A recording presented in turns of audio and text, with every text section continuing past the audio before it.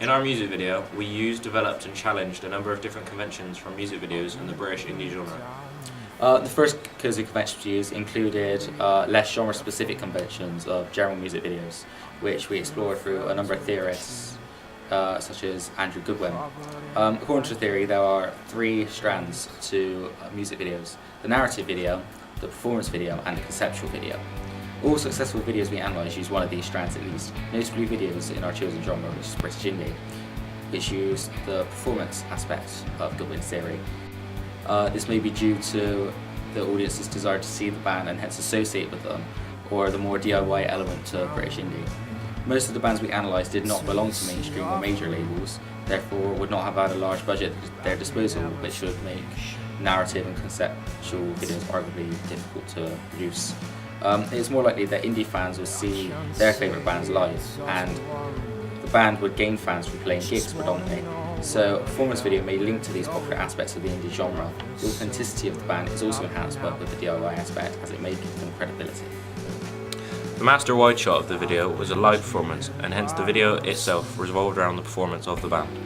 This meant that after the enigma of our digipack, where there was only one photo of the band, in the inside booklet, the audience could effectively meet the band in the video. This gives visual satisfaction of seeing the band really perform. We augmented the master shot of the video by performing the track in closer shots, similar to Swim Deep's Honey and Peace's Bloodshake. These include extreme close-ups of the mise-en-scène, as one of the main conventions of the indie genre was a focus on the aesthetics and of the instruments and clothing of the band, as fashion is very important to a younger audience. Our target demographic was 15 to 25, who are perhaps looking for a social group to identify with through dress.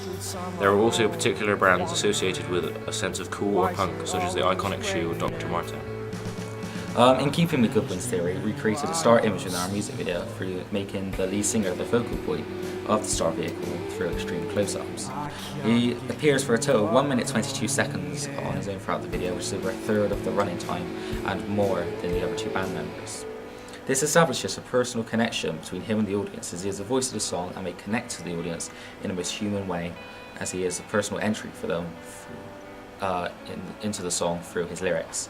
This is in concordance with the generically similar media product from Swim Deep called King City, as Austin Williams sings directly into the camera in a similar in-songs fashion to our frontman. This is in concordance also with the convention of a look of apathy in the posture and actions of indie. This is shown in the performance of the band members, and it is also similar to other media products such as Bloodshake by Peace.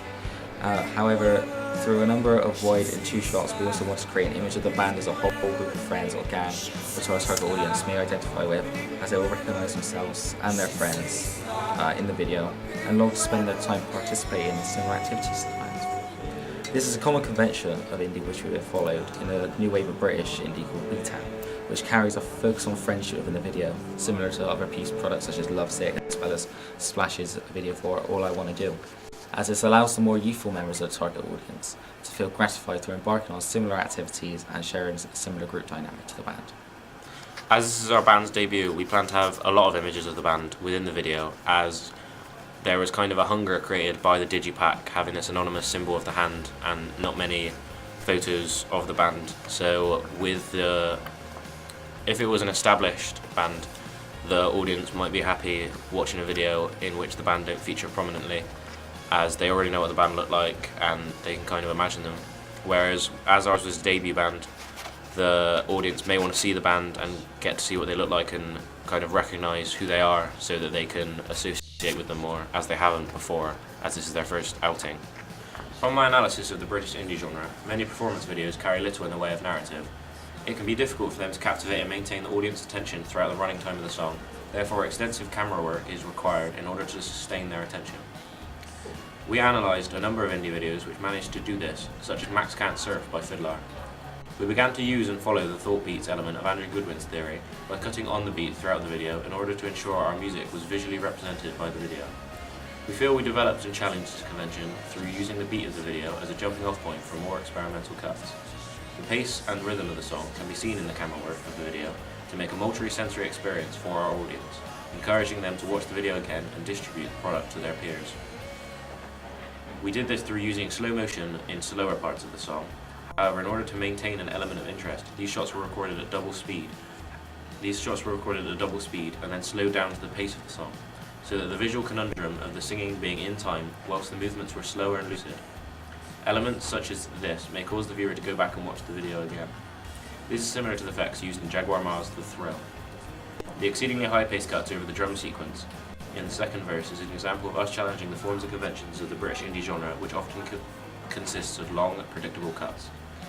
Through an alteration in the tempo of quick cuts maintains the audience interest in contrast to the common convention, which risks losing the audience attention, which therefore may lead to disinterest in the band. Well, throughout the planning stage of this project, we found that target audience's input to play a very important role.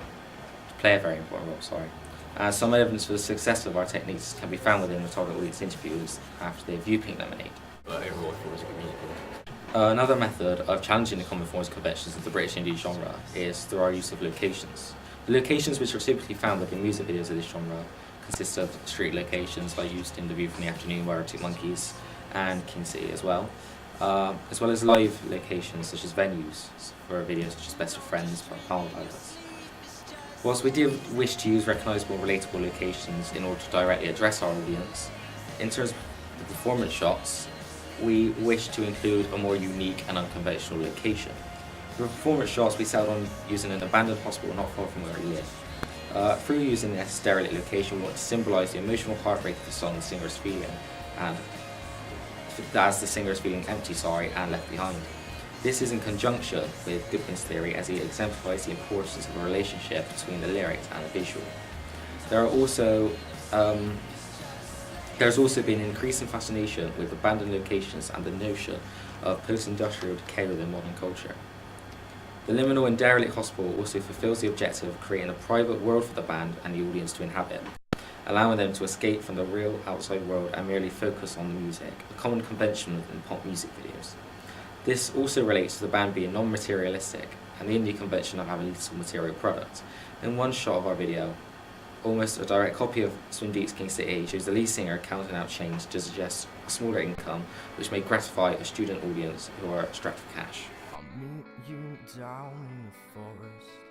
As we wanted our video to seamlessly become part of the indie genre, conventions needed to be followed so that it would be similar to other media products and also be recognisable to an indie audience.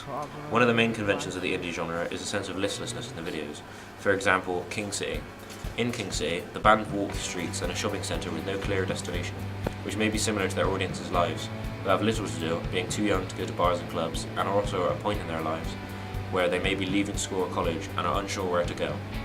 Seeing a band similarly unsure of where they are going may comfort them. We use this convention through presenting the band's members in a similar manner.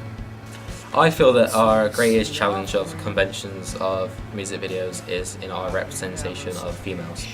We found it a common factor in music videos that women were objectified, often through the male gaze in presenting their sexual nature, and we want to avoid this.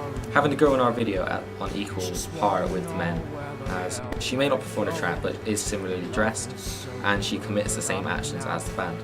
The only reason we did not have an equal number of actresses to actors was because our two other actresses pulled out of filming due to their other commitments.